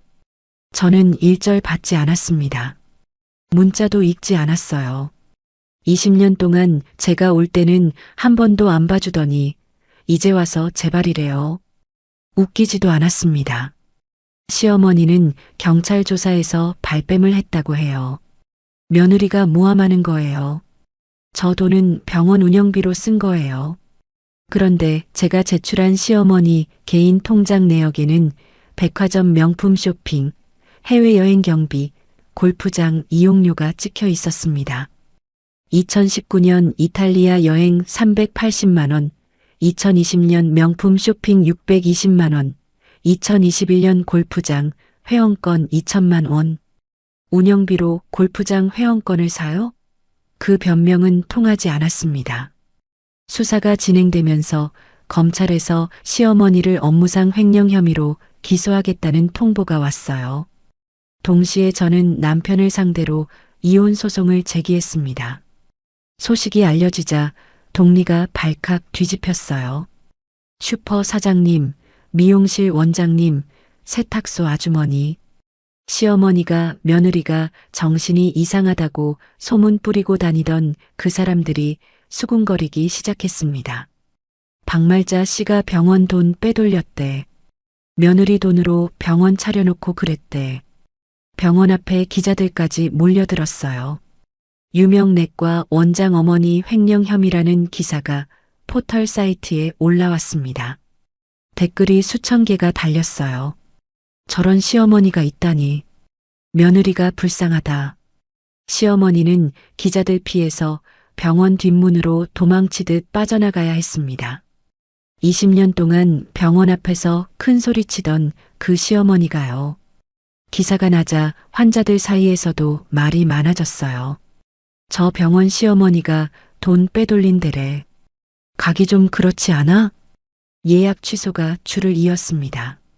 하루에 10건, 20건씩 취소됐어요. 병원 매출이 눈에 띄게 줄었다고 김유진 간호사가 몰래 알려줬습니다. 시어머니가 저한테 전화해서 울부짖었어요. 다 내 때문이야. 네가 우리 집안 망치는 거야. 저는 그냥 끊었습니다. 기사가 나고 일주일 뒤 저는 병원 근처를 지나갔어요. 증거자료 추가 제출 때문에 법무사 사무실에 갈 일이 있었거든요. 그런데 병원 앞에 시어머니가 서 있었습니다. 저를 기다리고 있었던 거예요. 시어머니가 저를 보더니 갑자기 무릎을 꿇었어요. 대낮에 사람들이 오가는 길거리에서요. 78살 먹은 시어머니가 콘크리트 바닥에 무릎을 꿇었습니다. 정수가, 내가 잘못했다. 제발 한 번만 받아오. 저는 눈을 의심했습니다. 20년 동안 한 번도 사과한 적 없던 시어머니였어요. 미안하다는 말은커녕 네가 뭘 했다고만 들었습니다. 그 입에서 잘못했다라는 말이 나오다니. 지나가던 사람들이 쳐다봤어요. 수군거리는 소리가 들렸습니다. 저거 뭐야? 시어머니가 며느리한테 무릎 꿇었네. 저는 무릎 꿇은 시어머니를 내려다봤습니다. 흰머리가 듬성듬성 보였어요. 얼굴에 주름이 깊게 패여 있었습니다. 볼품 없어 보였어요. 여러분, 제 마음이 어땠겠습니까? 20년 동안 그렇게 당하고 살았는데 이제 와서 무릎 꿇으면 다예요? 저는 돌아섰습니다. 한마디도 하지 않고 그냥 걸었어요. 시어머니가 뒤에서 외쳤습니다. 정수가, 정수가. 저는 뒤돌아보지 않았습니다. 이혼 재판 첫 기일이 잡혔어요. 서울가정법원 301호 법정이었습니다. 재판정에 들어가니 남편이 먼저 와 있었어요. 양복을 갖춰 입고 긴장한 표정으로 앉아 있었습니다. 옆에는 남편 측 변호사가 있었고요. 남편 측 변호사가 증거를 제출했습니다. 재판장님, 원고 이정숙 씨의 정신과 소견서를 제출합니다. 서류를 받아본 저는 눈이 휘둥그레졌어요. 조연수 의사가 작성한 진단서였습니다. 이정숙은 피해의식 및 의처증적 성향이 있어 전문 치료가 필요함. 제가 만난 적도 없는 의사가 쓴 가짜 진단서였어요. 손이 부들부들 떨렸습니다. 한소율 변호사가 바로 반박했습니다. 재판장님, 원고는 서울대학교병원에서 정신건강의학과 정밀검사를 받았고 어떠한 정신질환도 발견되지 않음이라는 결과를 받았습니다. 한소율 변호사가 제가 받아둔 검사 결과서를 제출했어요. 피고 측 진단서는 원고가 직접 진료받은 적 없는 의사가 발급한 것입니다. 허위 진단서 작성 여부를 확인해 주십시오. 재판장이 두 서류를 번갈아 보더니 고개를 갸웃거렸습니다. 피고 측, 이 진단서 발급 경위를 소명하시기 바랍니다. 남편 측 변호사가 당황한 기색이 역력했어요. 뭐라고 중얼거리며 서류를 뒤적였습니다. 재판이 끝나고 법원 복도로 나왔어요. 남편이 뒤따라왔습니다. 정수가, 저는 걸음을 멈추지 않았어요. 정수가, 서연이는 끝났어. 우리 다시 시작하면 안 될까? 발걸음이 멈췄습니다. 뒤돌아보니 남편이 애처로운 표정을 짓고 있었어요. 서연이가 아이 낳고 나서 양육비 문제로 크게 싸웠어. 걔가 나 떠났어. 저는 피식 웃음이 났어요. 불륜녀한테 차이니까 이제 와서 저한테 다시 시작하자고요? 저는 남편을 쳐다보지도 않고 걸었습니다. 한소율 변호사가 옆에서 제 등을 두드려줬어요. 잘했어요. 재판이 끝난 뒤 한소율 변호사와 저녁을 먹었습니다. 신림동 원룸 근처 작은 식당에서 된장찌개를 시켰어요. 뜨끈한 국물이 속을 데웠습니다. 한소율 변호사가 말했어요. 정숙 씨, 이제 70%는 이긴 거예요. 근데 저쪽이 분명히 마지막 발악을 할 거예요. 준비하세요. 그 말이 맞았습니다. 며칠 뒤 아들 준혁이한테서 전화가 왔어요. 엄마. 준혁이 목소리가 떨리고 있었습니다. 엄마, 할머니가 맨날 울어. 엄마 때문에 할머니 죽을 것 같대. 고소 취하해줘. 가슴이 쿵 내려앉았습니다. 시어머니가 손자를 이용해서 저를 흔들려는 거였어요. 준혁아, 엄마 제발. 할머니가 불쌍해. 16살짜리 아들이 울먹이며 말하는데 마음이 찢어지는 것 같았어요. 눈물이 왈칵 쏟아졌습니다. 전화를 끊고 저는 원룸 바닥에 주저앉아 한참을 울었어요. 한소율 변호사에게 전화했습니다. 변호사님, 준혁이가 고소 취하하래요. 할머니가 불쌍하대요. 한소율 변호사가 차분하게 말했어요. 지금 약해지면 안 돼요. 준혁이한테 진실을 알려줄 기회는 반드시 올 거예요. 조금만 더 버텨요. 저는 이를 악물었습니다. 엄마 일기장을 꺼냈어요. 마지막 장을 펼쳤습니다. 참기만 하면 호구다. 저는 그 문장을 손가락으로 쓰다듬었습니다. 거친 종이의 질감이 손끝에 느껴졌어요. 엄마, 나 안 참을게. 끝까지 갈게. 첫 재판이 끝나고 한 달 뒤 시어머니가 마지막 카드를 꺼냈습니다. 저녁 뉴스를 보고 있는데 TV 화면에 익숙한 얼굴이 나왔어요. 시어머니였습니다. 손자 준혁이를 옆에 앉히고 시사 프로그램에 출연한 거였어요. 시어머니가 눈물을 흘리며 말했습니다. 며느리가 저희 가족을 파탄냈습니다. 불쌍한 손자 좀 보세요. 카메라가 준혁이 얼굴을 클로즈업했어요. 16살짜리 제 아들이 눈물을 글썽이며 말했습니다. 엄마가 보고 싶어요. 심장이 멎는 줄 알았습니다. 리모컨을 쥔 손에 힘이 들어가서 손가락이 하얘졌어요. 시어머니가 또 말했습니다. 며느리가 정신이 불안정해서 가출했고 제가 손자를 돌보고 있습니다. 저희가 뭘 잘못했다고 이런 고통을 받아야 하나요? 거짓말이었어요. 전부 거짓말. 제가 가출한 게 아니라 쫓겨난 거잖아요. 정신병원에 가두겠다고 협박해서 도망친 거잖아요. 방송이 나간 뒤 인터넷이 난리가 났습니다. 시어머니 괴롭히는 못된 며느리. 저런 년이 있나? 손자가 불쌍하다. 제 이름과 얼굴까지 공개됐어요. 누가 퍼뜨렸는지 제 사진이 돌아다녔습니다. 악성 댓글이 하루에 수백 개씩 쏟아졌어요. 이정숙 찾아가서 혼내주자. 저런 년은 맞아야 해. 주소 아는 사람? 협박 문자도 왔습니다. 모르는 번호로요. 네가 이정숙이지? 조심해라. 무서웠어요. 문 잠그고 불 끄고 며칠 동안 집 밖에 나가지도 못했습니다. 커튼을 꼭 닫고 숨죽이며 지냈어요. 초인종이 울릴 때마다 심장이 쿵쾅거렸습니다. 한소율 변호사가 악성글 작성자들을 명예훼손으로 고소하겠다며 법적 대응을 준비했어요. 정숙 씨, 조금만 버텨요. 이건 저쪽이 궁지에 몰려서 하는 짓이에요. 그런데 설상가상으로 또 다른 연락이 왔습니다. 친정 아버지가 쓰러지셨다는 연락이었어요. 따님이시죠? 아버님이 뇌경색으로 쓰러지셨습니다. 지금 응급실이에요. 병원으로 달려갔습니다. 택시 안에서 손이 덜덜 떨렸어요. 제발, 제발 아버지.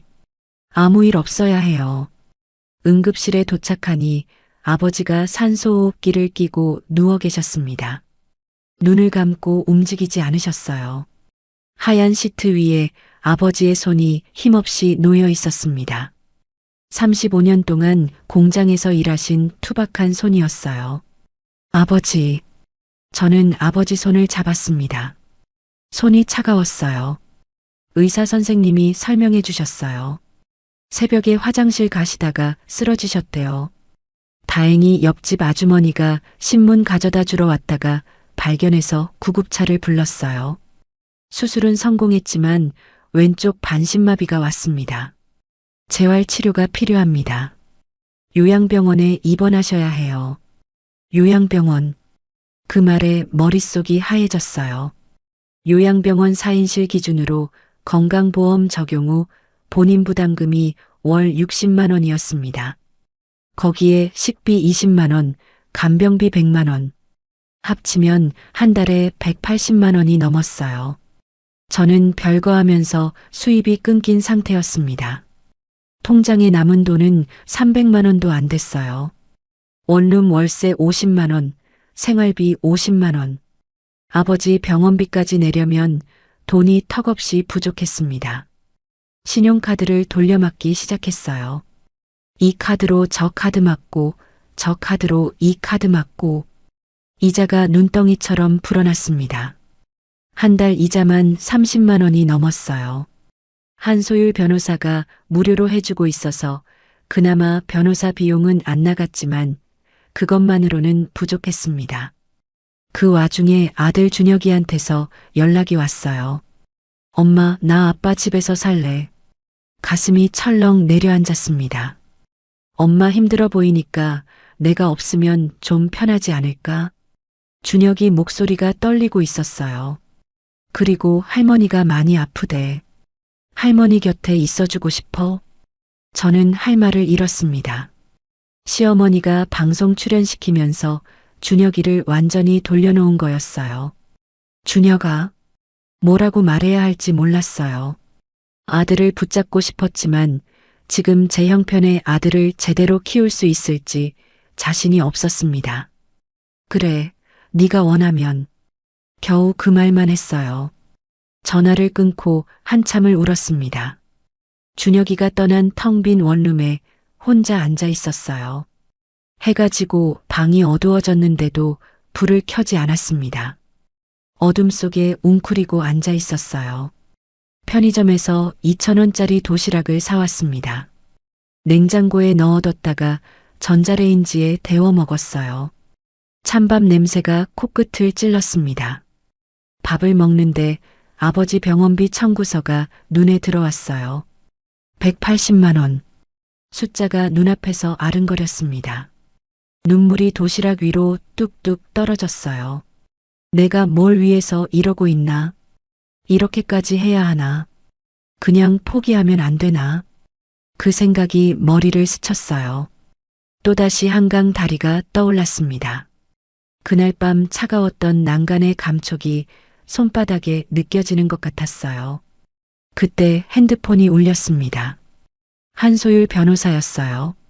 정숙 씨, 시어머니 측에서 합의 제안이 왔어요. 저는 숟가락을 내려놓았습니다. 고소 취하하면 5천만 원 주겠대요. 5천만 원. 그 돈이면 아버지 병원비 2년치는 해결됐어요. 당장 급한 불을 끌 수 있었습니다. 어떻게 할래요? 한소율 변호사가 물었어요. 저는 며칠을 고민했습니다. 밤마다 잠을 설쳤어요. 천장을 보며 뒤척였습니다. 5천만 원을 받으면 당장은 편해져요. 아버지 병원비도 내고 빚도 갚고. 그런데 그러면 시어머니는 집행유예로 풀려나요. 20년 동안 저한테 한 짓, 8억을 빼돌린 것, 저를 미친 사람으로 몰아간 것. 그게 다 묻히는 거예요. 엄마 일기장을 꺼냈습니다. 마지막 장을 펼쳤어요. 참기만 하면 호구다. 저는 한소율 변호사에게 전화했습니다. 변호사님, 합의 안 할게요. 끝까지 갈게요. 한소율 변호사가 잠시 침묵하더니 말했어요. 잘 생각했어요. 정숙 씨, 이기면 다 돌려받을 수 있어요. 그러던 어느 날 밤 모르는 번호로 전화가 왔습니다. 늦은 밤 11시였어요. 받아보니 준혁이 목소리였어요. 엄마. 준혁이 목소리가 떨리고 있었습니다. 엄마, 나 아빠 서재에서 할머니랑 아빠가 통화하는 거 들었어. 심장이 쿵 내려앉았어요. 엄마한테 꼭 들려줘야 할 것 같아서 녹음했어. 준혁이가 음성 파일을 보내왔습니다. 떨리는 손으로 재생 버튼을 눌렀어요. 시어머니 목소리가 들렸습니다. 민호야, 정숙이 정신병원 보내면 재산 문제 쉽게 해결돼. 이혼해도 정신 이상한 사람한테 재산 분할 많이 안 나가. 남편 목소리가 이어졌어요. 알겠어요, 엄마. 그렇게 할게요. 손에서 핸드폰이 떨어질 뻔했습니다. 온몸에 소름이 돋았어요. 저를 정신병원에 가둬서 재산을 빼앗으려고 했던 거예요. 처음부터 계획된 거였어요. 녹음이 끝나고 준혁이 목소리가 다시 들렸습니다. 엄마, 미안해. 나 그동안 할머니 말만 믿었어. 아빠가 엄마한테 이런 짓을 하고 있는지 몰랐어. 준혁이가 울고 있었어요. 전화기 너머로 흐느끼는 소리가 들렸습니다. 저도 눈물이 왈칵 쏟아졌어요. 준혁아, 내 잘못 아니야. 고마워. 정말 고마워.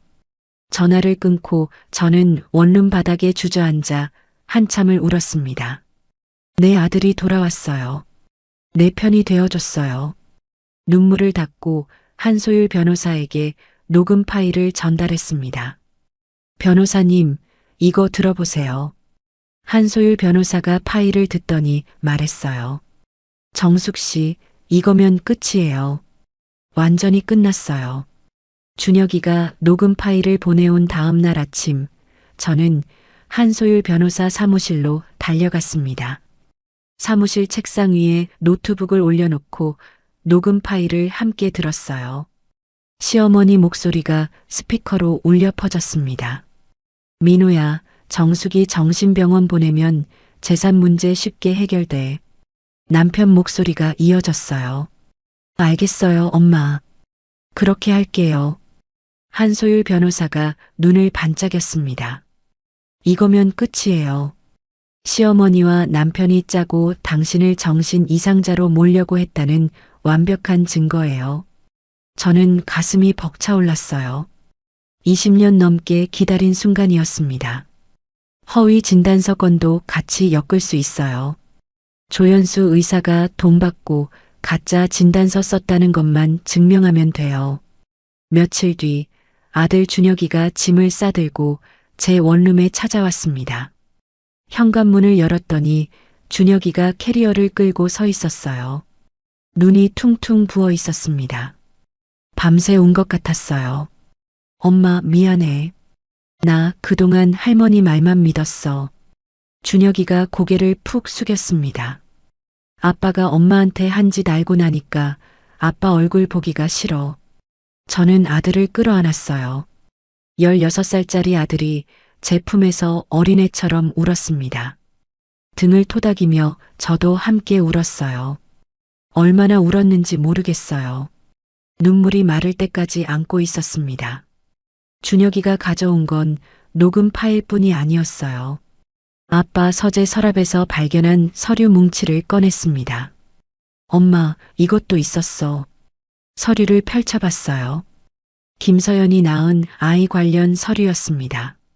남편이 김서연에게 우리 아기 분유값이라며 매달 100만 원씩 보낸 계좌이체 내역이 있었어요. 2022년 3월부터 2024년 2월까지 2년 동안 2,400만 원을 보낸 거였습니다. 거기에다 더 놀라운 게 있었어요. 시어머니가 조연수 의사한테 보낸 카카오톡 메시지 캡처본이었습니다. 진단서 써줬으니 약속한 돈 보내라. 조연수 의사가 답장한 내용도 있었어요. 네, 3천만 원 확인했습니다. 허위 진단서를 돈 받고 썼다는 직접 증거였습니다. 손이 떨렸어요. 종이가 바스락거릴 정도로요. 준혁아, 이걸 어떻게 해? 아빠 서재 책상 서랍에 있었어. 아빠가 숨겨둔 것 같아. 한소율 변호사에게 이 증거들을 보여줬습니다. 이 정도면 시어머니한테 횡령에 더해서 허위 진단서 작성 교사까지 붙일 수 있어요. 한소율 변호사가 조연수 의사를 찾아갔습니다. 증거들을 보여주며 설득했어요. 조 선생님, 지금이라도 진실을 말하면 선처받을 수 있어요. 근데 끝까지 숨기다가 걸리면 의사 면허 날아가요. 조연수 의사가 무너졌습니다.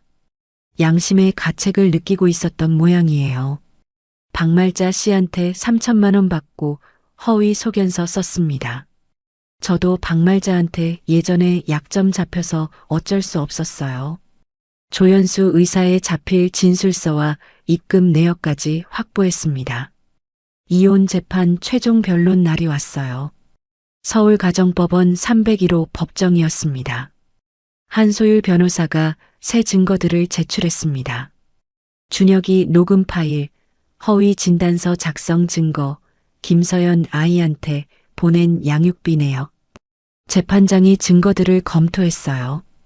한참을 들여다보더니 고개를 들었습니다. 피고 측에서 원고를 정신 이상자로 몰아 재산을 빼앗으려 한 정황이 인정됩니다. 남편 측 변호사는 아무런 반박도 하지 못했어요. 뭐라고 해야 할지 모르는 것 같았습니다. 남편 최민호는 고개를 푹 숙인 채 아무 말도 하지 않았어요. 20년 동안 저를 무시하고 바람 피우고 미친 사람 취급하던 그 남자가 한마디도 못하고 앉아 있었습니다. 일주일 뒤 시어머니 형사재판 선고 날이 왔습니다. 저는 방청석에 앉아 있었어요. 심장이 쿵쾅쿵쾅 뛰었습니다. 손바닥에 땀이 흥건했어요. 재판장이 판결문을 읽기 시작했습니다. 피고인 박말자는 업무상 횡령 8억 원에 더해 허위 진단서 작성을 교사하여 며느리를 정신 이상자로 몰아 재산을 빼앗으려 한 정황이 인정됩니다. 재판장이 잠시 멈추더니 말을 이었어요. 피고인을 징역 2년에 처합니다. 실형입니다. 실형. 그 말이 귀에 꽂혔습니다. 집행유예가 아니라 진짜 감옥에 가는 거였어요. 시어머니가 벌떡 일어났습니다. 아들아, 살려줘. 민호야. 78살 먹은 시어머니가 법정에서 울부짖었어요. 20년 동안 저를 짓밟던 그 시어머니가 아들 이름을 부르며 애원하고 있었습니다. 남편 최민호는 방청석 구석에 앉아 있었어요. 고개를 숙이고 아무 말도 하지 않았습니다. 어머니가 끌려가는데도 일어나지 않았어요.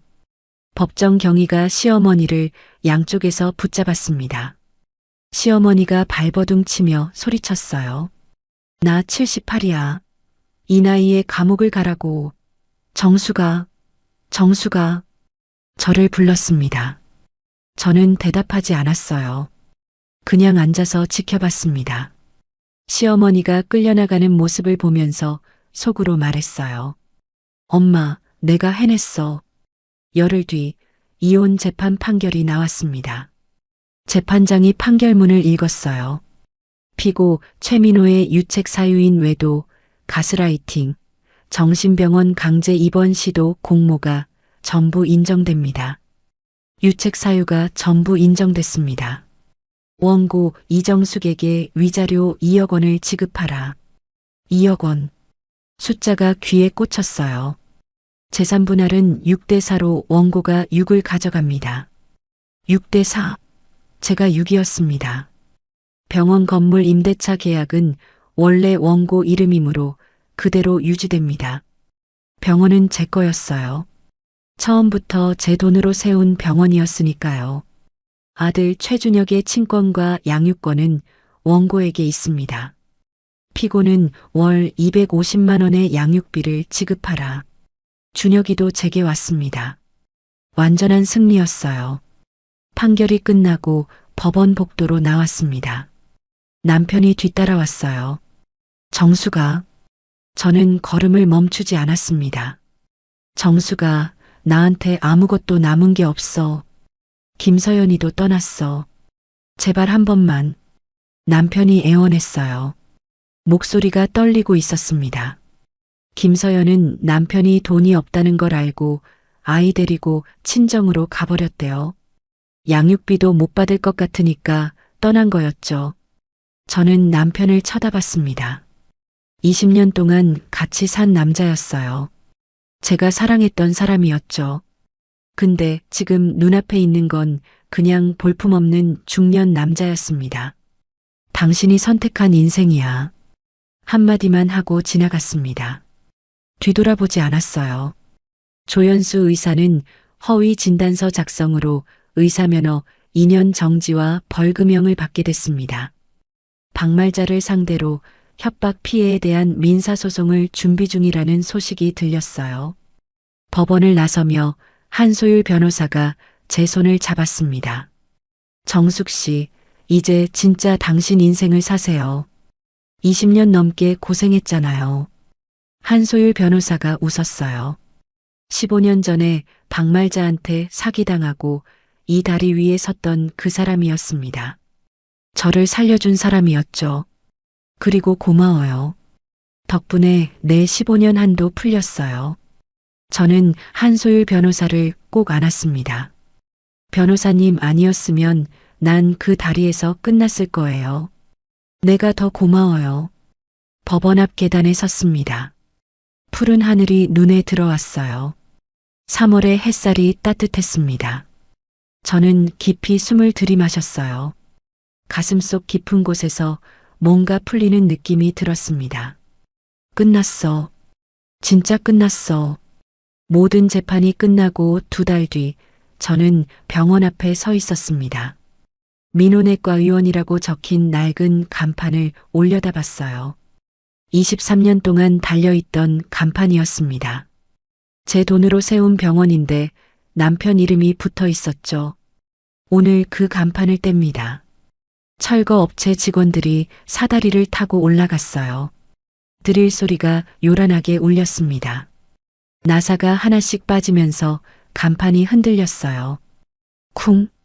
간판이 바닥에 떨어졌습니다. 민호내과 의원이라는 글자가 땅바닥에 뒹굴었어요. 23년 묵은 먼지가 뿌옇게 날렸습니다. 새 간판이 올라갔습니다. 늘봄 내과 의원. 늘봄. 친정 엄마 이름 춘자에서 봄을 따왔어요. 늘 봄처럼이라는 뜻을 담았습니다. 엄마가 남긴 일기장, 엄마가 남긴 유언. 그게 저를 여기까지 오게 했으니까요. 간판이 완전히 고정되자 병원 직원들이 박수를 쳤습니다. 짝짝짝. 간호사 김유진이 눈물을 글썽였어요. 사모님, 아니 원장님. 축하드려요. 저는 웃었습니다. 처음으로 마음 편히 웃은 것 같았어요. 부당에 고당했던 원무과장 이미숙 씨를 다시 불렀습니다. 3년 전에 시어머니 횡령을 지적하다가 쫓겨난 그분이었죠. 이미숙 씨, 다시 같이 일해요. 사무장 맡아주세요. 이미숙 씨가 깜짝 놀랐어요. 저를요? 정말요? 이미숙 씨 아니었으면 증거 못 모았어요. 그때 회계 자료 복사해 둔 거 정말 큰 도움이 됐어요. 이미숙 씨가 눈물을 훔쳤습니다. 감사합니다. 원장님, 열심히 할게요. 시어머니가 뽑았던 직원들 중에 김서연 편이던 사람 몇 명은 스스로 사직서를 냈어요. 눈치를 봤는지 먼저 나가겠다고 하더라고요. 저는 만류하지 않았습니다. 새로 채용 공고를 내서 분위기를 쇄신했어요. 병원 운영이 정상화되면서 떠났던 환자들도 하나둘 돌아오기 시작했습니다. 단골 환자 김할머니가 오셨어요. 그날 로비에서 시어머니가 저를 때리던 걸 봤던 분이었죠. 원장님, 그때 많이 놀랐지? 내가 다 봤어. 고생 많았다. 김할머니가 제 손을 꼭 잡았습니다. 주름진 손이 따뜻했어요. 이제 네 세상이야. 잘 될 거다. 저는 고개를 숙여 인사했습니다. 고마워요, 할머니. 친정 아버지 요양원에 찾아갔습니다. 새 병원 간판 사진을 인화해서 가져갔어요. 아버지는 휠체어에 앉아 계셨습니다. 왼쪽 팔다리가 아직 불편하셨지만 재활 치료 덕분에 많이 좋아지셨어요. 아버지, 이거 보세요. 사진을 내밀었습니다. 아버지가 돋보기를 쓰고 한참을 들여다보셨어요. 늘 봄니 엄마 이름 넣었구나. 아버지 목소리가 떨렸습니다. 네 엄마가 하늘에서 보고 있을 거다. 정수가 잘 해냈다. 아버지가 반신마비인 손으로 제 손을 잡으셨어요. 손에 힘이 없었지만 그 온기가 느껴졌습니다. 35년 동안 공장에서 일하신 투박한 손이었죠. 저는 아버지 손을 잡고 한참을 울었습니다. 시어머니가 횡령한 돈 8억 중 일부를 민사소송을 통해 돌려받기로 했어요. 시어머니 명의 아파트가 압류되어 경매로 넘어갔습니다. 거기서 4억 정도를 회수할 수 있을 거라고 한소율 변호사가 말했어요. 다 돌려받진 못하더라도 절반은 가능해요. 그거면 아버지 병원비 걱정 없이 낼 수 있어요. 아들 준혁이 19살 생일날 작은 케이크를 샀습니다. 딸기가 올라간 생크림 케이크였어요. 28,000원짜리. 원룸 식탁에 케이크를 올려놓고 미역국을 끓였습니다. 소고기 미역국이었어요. 준혁이가 좋아하는 거였죠. 준혁아, 생일 축하해. 촛불을 켜고 불을 껐습니다. 촛불이 준혁이 얼굴을 비췄어요. 어느새 이렇게 컸나 싶었습니다. 준혁이가 눈을 감고 소원을 빌었어요. 한참을 빌더니 후 하고 촛불을 껐습니다. 뭐 빌었어? 비밀. 준혁이가 웃었어요. 오랜만에 보는 환한 웃음이었습니다. 미역국을 먹으면서 준혁이가 말했어요. 엄마, 나 나중에 법대 가고 싶어. 법대? 응. 한소율 변호사님처럼 억울한 사람 도와주는 변호사 되고 싶어. 저는 숟가락을 멈췄습니다. 가슴이 뭉클했어요. 그래, 네가 원하는 거 다 해. 엄마가 뒤에서 다 지원해 줄게. 준혁이가 고개를 숙였습니다. 엄마, 그동안 미안해. 내가 할머니 말만 듣고 엄마 미워했잖아. 저는 준혁이 머리를 쓰다듬었어요. 아니야. 그때 넌 어렸잖아. 이제 우리 앞으로 잘 살면 돼. 준혁이가 고개를 끄덕였습니다. 눈가가 촉촉해져 있었어요. 한소율 변호사가 새로 만든 센터 개소식에 초대받았습니다. 가정 내 경제적 학대 피해자 무료 법률 지원 센터였어요. 작은 사무실이었지만 깨끗하게 꾸며져 있었습니다. 벽에 액자가 걸려 있었어요. 혼자 울지 마세요. 우리가 함께합니다. 한소율 변호사가 인사말을 했습니다. 저도 15년 전에 한강 다리 위에 섰던 사람이에요. 근데 누군가 손을 내밀어줘서 살았어요. 이제 제가 그 손이 되고 싶어요. 우리 같은 사람이 더 이상 다리 위에 서지 않도록 하는 게 목표예요. 저는 눈시울이 붉어졌습니다. 센터 후원자 1호로 이름을 올렸어요.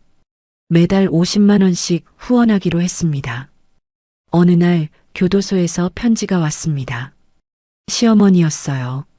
흰 봉투에 청주여 자교도소라는 도장이 찍혀 있었습니다.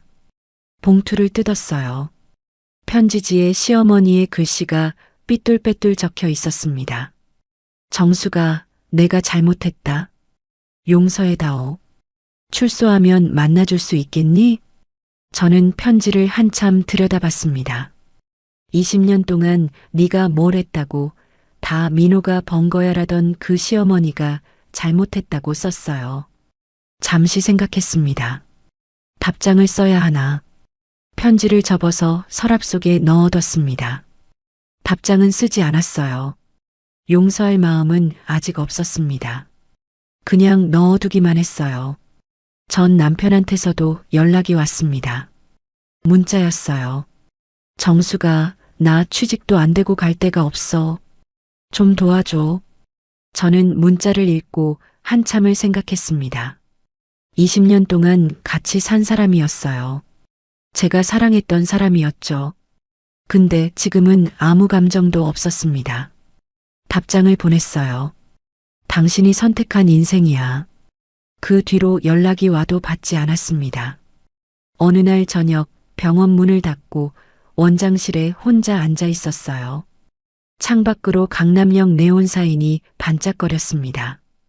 23년 전 이 병원을 처음 열던 날이 떠올랐어요. 그때는 시어머니한테 경영권 뺏기고 남편한테 무시당하면서도 언젠가는 하고 일을 악물었죠. 이제 제가 진짜 주인이 됐습니다. 서랍에서 빨간 파일을 꺼냈어요. 20년 넘게 영수증 한 장 한 장 모아뒀던 그 파일이었습니다. 어느새 새 권이 되어 있었어요. 손때가 묻어서 표지가 달아 있었습니다. 엄마 유언대로 했어. 기록한 사람이 이기더라. 혼잣말을 했습니다. 빨간 파일 옆에 놓인 엄마 일기장을 꺼냈어요. 마지막 장을 펼쳤습니다. 정수기는 나처럼 살지 마라. 참기만 하면 호구다. 그 문장 아래에 제가 펜을 들고 적었어요. 엄마, 나 안 참았어. 그리고 이겼어. 그리고 이제 엄마 이름으로 병원에. 펜을 내려놓았습니다. 일기장을 덮고 가슴에 안았어요. 핸드폰이 울렸습니다. 준혁이었어요. 엄마, 나 학원 끝났어. 오늘 저녁 뭐 먹을까? 평범한 문자였습니다. 근데 그게 그렇게 행복할 수가 없었어요. 삼겹살 먹을까? 엄마가 사줄게. 답장을 보내고 퇴근 준비를 했습니다. 병원 불을 끄고 나왔어요. 밖은 이미 어두워져 있었습니다. 3월 밤바람이 차가웠지만 마음은 따뜻했어요. 새 간판 늘봄내과 의원 글씨가 어둠 속에서 환하게 빛났습니다. 파란색 LED 불빛이 밤거리를 비추고 있었어요. 저는 간판을 올려다보며 혼잣말을 했습니다. 엄마, 나 잘 살게. 54살, 늘봄내과 의원 원장 이정숙. 23년간의 싸움을 끝내고 마침내 제 이름으로 사는 삶을 시작했습니다.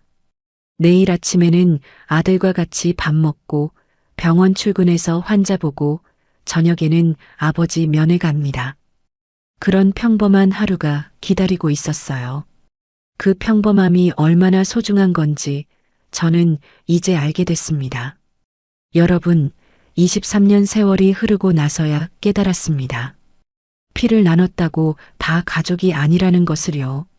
진짜 가족은 내 아픔에 같이 울어주고 내 헌신을 알아주는 사람이라는 걸 이제야 알았습니다.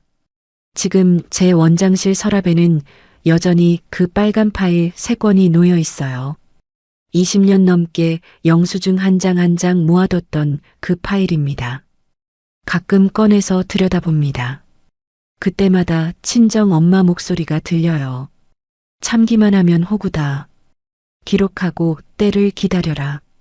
여러분도 저처럼 바보같이 당하고만 살지 마세요. 억울할 땐 기록하시고 나 자신을 가장 먼저 아끼는 법을 배우셔야 합니다. 착하게만 살다가 손해보는 일 이제 그만하셔도 돼요. 퇴근하고 집에 가는 길에 꽃집에 들렀습니다.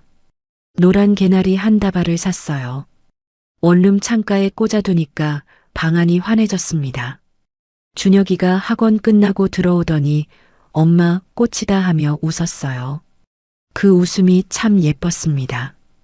혹시 지금 이 순간에도 혼자 소갈이하며 눈물 짓는 분이 계신다면 제 이야기가 작은 위로와 용기가 되었기를 진심으로 바랍니다. 이야기를 끝까지 들어주신 분이 계시다면 어디서 듣고 있는지 댓글 하나만 남겨주세요. 감사합니다.